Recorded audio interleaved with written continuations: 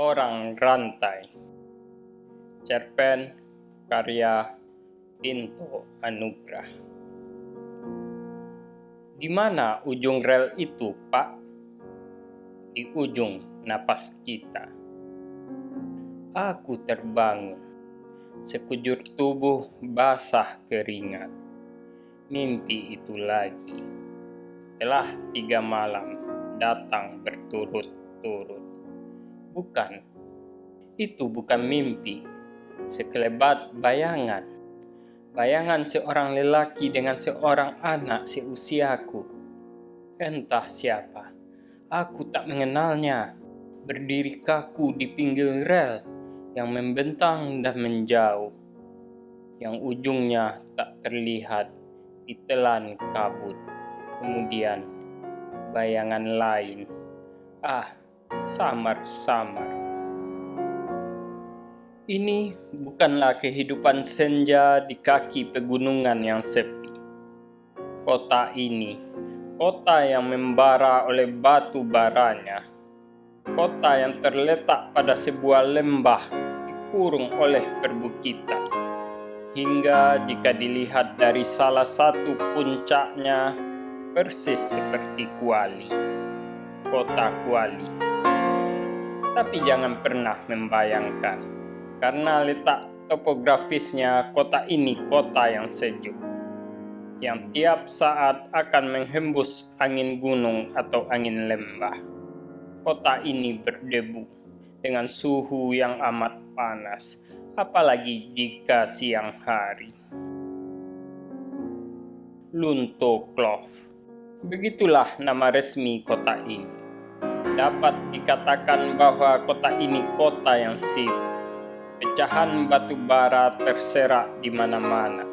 Lori-lori hilir mudik mengangkut batu bara dari lubang-lubang tambang yang tak jauh dari pusat kota. Tiap sebentar, kereta api akan berangkat dan berhenti di stasiun mengangkat emas hitam itu ke pelabuhan. Jika Anda datang ke kota ini, maka berdirilah di salah satu puncak bukitnya. Anda akan lihat sebuah menara yang menjulang tinggi, hampir sejajar dengan puncak bukit itu. Sebenarnya bukanlah sebuah menara, karena akan Anda lihat di puncaknya asap hitam pekat mengepul ke udara. Ya, itu sebuah cerobong asap dari bunker power plant milik Belanda. Persis di bawah cerobong asap itu terdapat sebuah gudang tungku batu bara yang besar, dipergunakan untuk membuat senjata dan mesiu, tetapi sering juga digunakan untuk membuat peralatan tambang. Di sana, di tungku batu bara itu Bapak bekerja. Pekerjaan Bapak memindahkan batu bara dari atas lori ke dalam tungku. Kedengarannya memang sebuah pekerjaan yang ringan. Tapi sungguh, bagi saya itu sebuah pekerjaan yang amat berat. Bapak bekerja sepanjang hari. Terkadang Bapak juga harus bekerja sepanjang malam dengan beberapa alasan tertentu. Tubuh Bapak kekar, dengan otot-otot menyembul keluar. Kulitnya hitam legam, terbakar nyala panas batu bara. Garis rahangnya tegas, urat tangannya menggaris keluar seperti jalan penuh labirin. Bapak orang yang kuat dan sangat jarang sakit. Memang, saya belum pernah dibawa Bapak ke tempatnya bekerja. Bapak tak pernah mengizinkan saya untuk melihatnya bekerja. Selain itu, di pintu masuk gudang dijaga 2 orang polisi Belanda dengan senjata laras panjang tersandang di bahunya. Jadi tak bisa sembarang orang bisa masuk ke dalamnya. Saya dapat mengetahui semua itu karena saya sering menyelinap ke sana lewat ventilasi udara gudang yang cukup besar, yang bisa meloloskan tubuh kecil kurus ini. Kira-kira sekilo dari cerobong asap arah utara, terdapat barak-barak yang tersusun rapi seperti rumah-rumah petak. Di salah satu barak itu saya, mak, dan bapak tinggal. Bapak belum punya rumah sendiri di sini. Barak yang kami tempati milik perusahaan tambang Belanda tempat bapak bekerja. Bapak seorang kuli kontrak yang datang dari pedalaman Jawa. Jadi dapat dikatakan bahwa kami bukanlah penduduk asli kota ini, bukan pribumi sini. Tapi tak dapat dipungkiri juga, kota ini ada dan berkembang karena adanya kami, para kuli kontrak yang bekerja untuk pertambangan batu bara yang menyuruk jauh di perut bumi. Kata bapak, dia datang ke kota ini saat saya masih di dalam perut mak. Di tengah perkampungan barak itu terdapat sebuah bangunan yang besar. Orang-orang menyebutnya gudang ransum. Dapur umum tempat memasak makanan para pekerja tambang. Mak bekerja di sana. Mak bekerja dengan kuali-kuali yang berukuran besar dengan sendok-sendok yang sangat panjang. Saya membayangkan kuali besar yang berisi gulai itu seperti kubangan kerbau. Di gudang itu, saya dapat keluar masuk dengan bebas. Gudang itu hanya dijaga 2 orang opas pribumi dengan pentungan di pinggangnya. Samin dan Amai namanya. Kami sudah saling kenal. Setiap siang lepas zuhur, saya pasti akan ke gudang itu, pergi makan siang. Selain malam hari, jam makan siang inilah waktu yang tepat bagi saya, mak, dan bapak berkumpul. Begitu juga dengan keluarga kuli kontrak lainnya. Selesai makan siang, saya membantu mak mencari pecahan batu bara yang tak terpakai untuk tungku-tungku di gudang itu. Untuk 1 pikul, saya diupah setengah sen. Biasanya dalam 1 hari, saya dapat mengumpulkan 2-3 pikul. Penghasilan saya mengumpulkan pecahan batu bara cukup untuk membantu bapak memenuhi kebutuhan sehari-hari. Suasana kelas tampak tenang. Aku duduk di bangku paling belakang, dengan tangan terlipat di atas meja. Tak bergerak sedikit pun, tak berkedip sedetik pun, memperhatikan guru yang menerangkan di depan. Di ini kota, malam mengintai pada lori-lori, memecah sunyi. Kau duduk dengan cinta masa lalu, kupelihara dalam lubang-lubang tambang dan orang-orang yang sibuk hilir mudik. Taman Globe Off, jantung yang menghirup napas kota, napas sepanjang rel, ditelan kabut. Masuklah ke kota ini, Lunto Clove.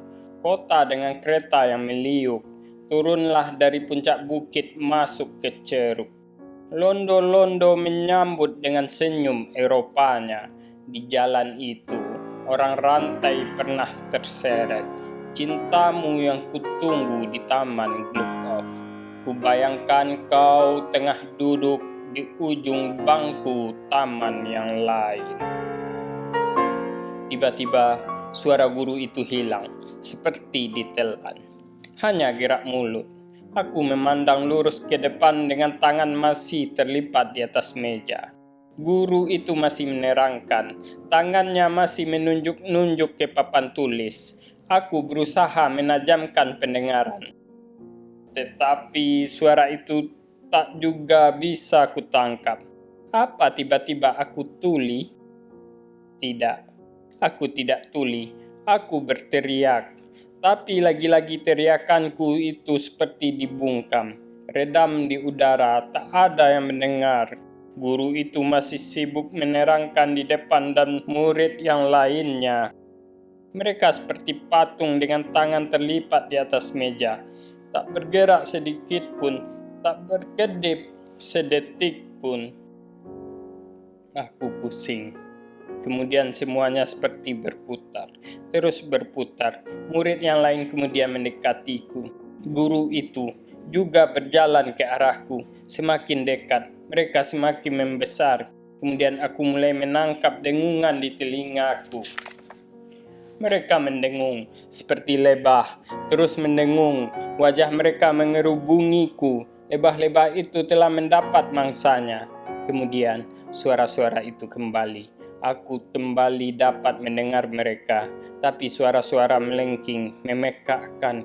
Mereka berteriak-teriak di depanku, membuka mulutnya besar-besar. Kau orang rantai kau rupanya, orang rantai dia, rantai. Oh, pusing, semakin pusing. Tiba-tiba lambat laun gelap, semakin gelap, semua gelap. Aku terjatuh.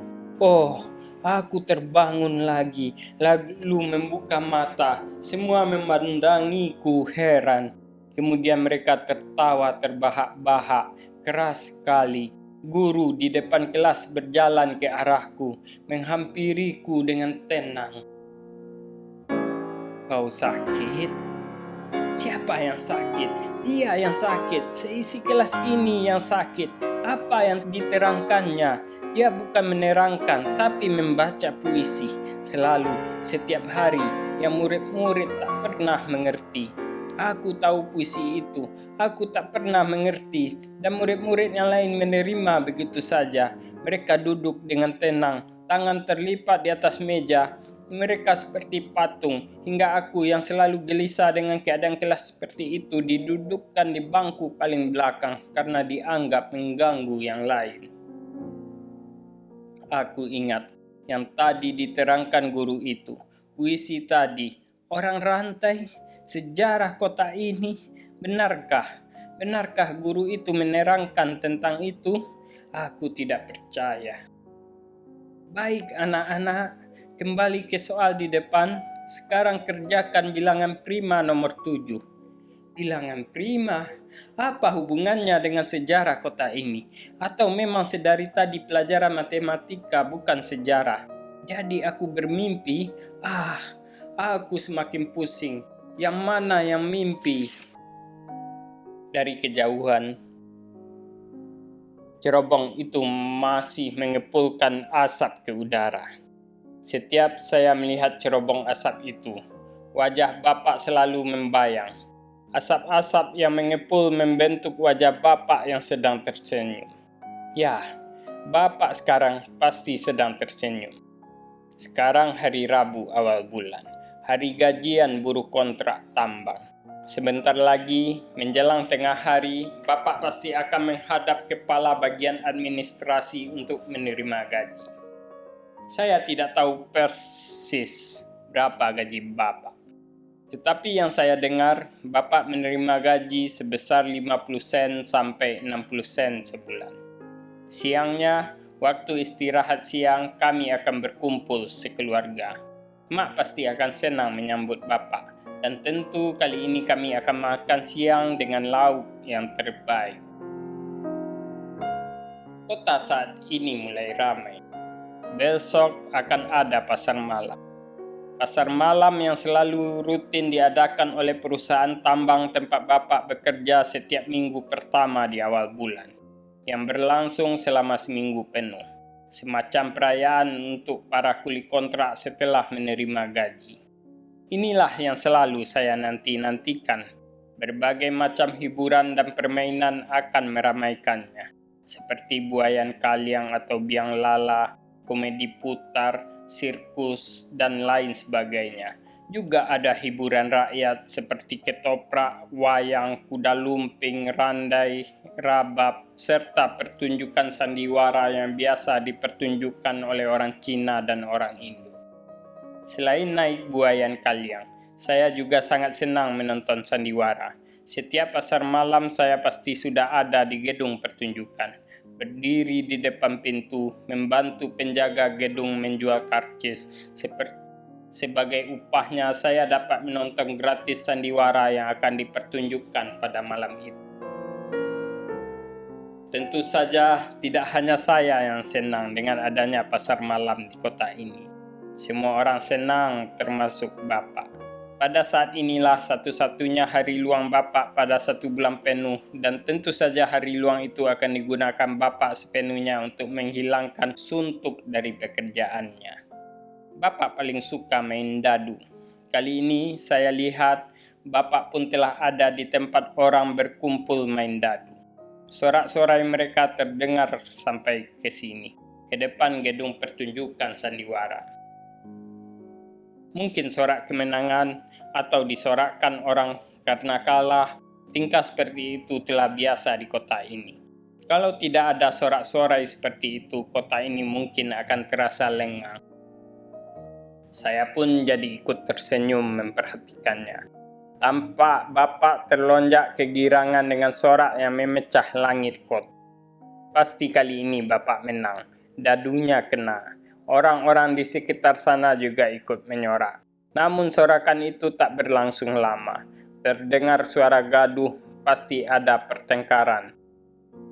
Sebenarnya sudah biasa di tempat-tempat judi pasar malam.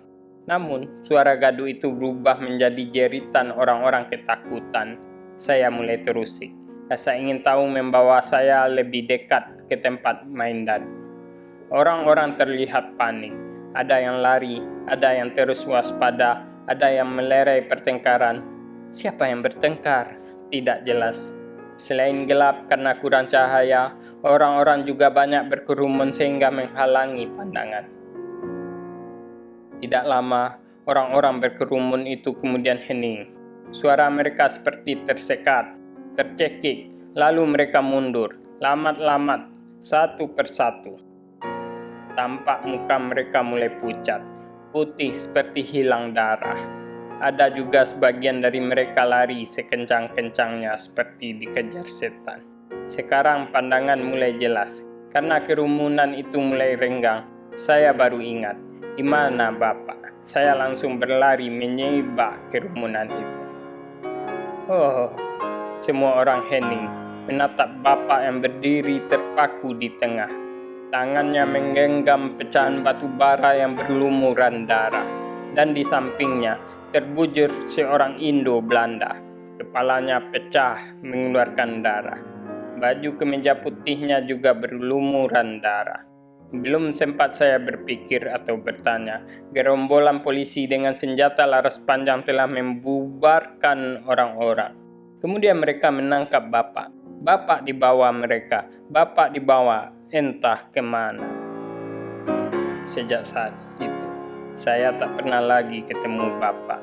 Bapak tak pernah pulang. Mak selalu murung. Makin hari mak makin kurus dan pucat. Kata orang-orang, Bapak dihukum, dipenjarakan karena membunuh pegawai administrasi tambang, orang Indo Belanda itu. Benarkah Bapak membunuh? Rasanya tak percaya. Saya tak pernah percaya Bapak seorang pembunuh.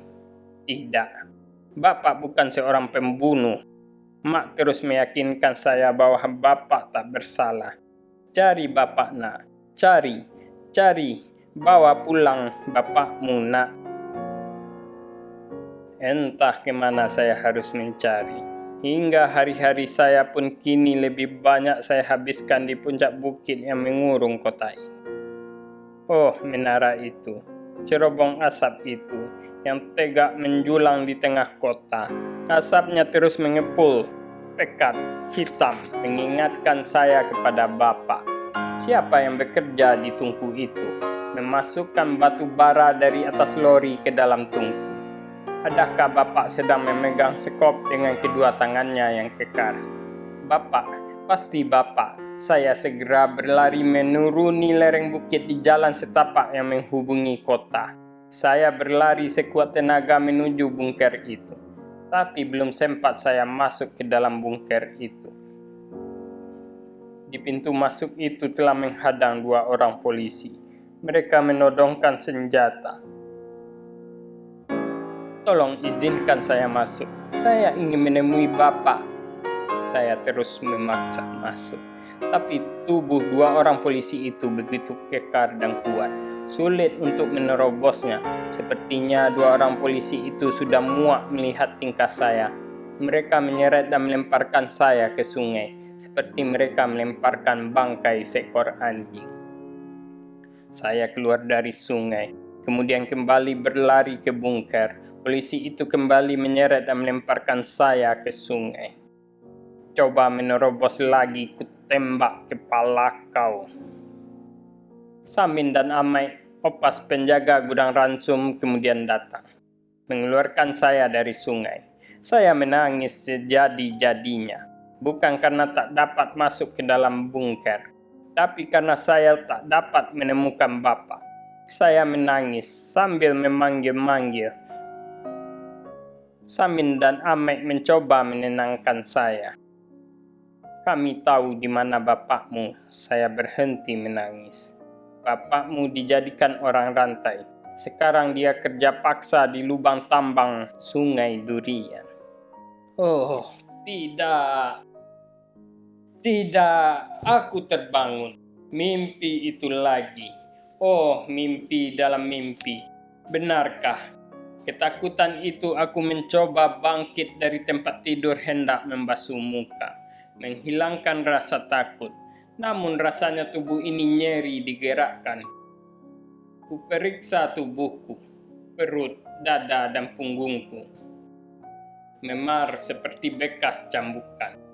Kakiku terasa berat dilangkahkan dan di pergelangan kakiku memar bekas rantai. Pergelangan tanganku juga memar dan sulit digerakkan. Aku sulit bernapas. Napasku sesak seperti ada yang mencekik. Kuraba leher ini. Memar, perih, lukanya lunak. Aku semakin tercekik. Oh, aku ingat cerita guru itu. Orang rantai. Apakah aku? Darahku serasa habis. Kemudian gelap, kelam.